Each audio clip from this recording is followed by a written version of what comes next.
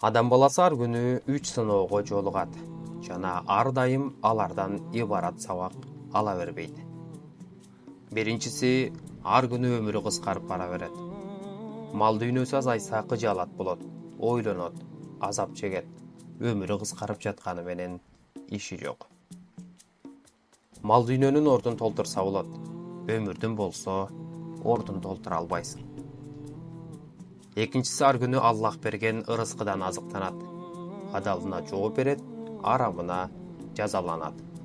Ал болсо эсеп кысап китебинин эмне болушун билбейт. Үчүнчүсү болсо, ар күнү акыретке бир кадам жакындап, дүйнөдөн бир кадам алыстап кете берет. Бул дүйнөгө маани бергендей, акырет дүйнөсүнө көңүл бурбайт. Бара турган жери жыргалдуу бейишпи же азаптуу тозокпу билбейт.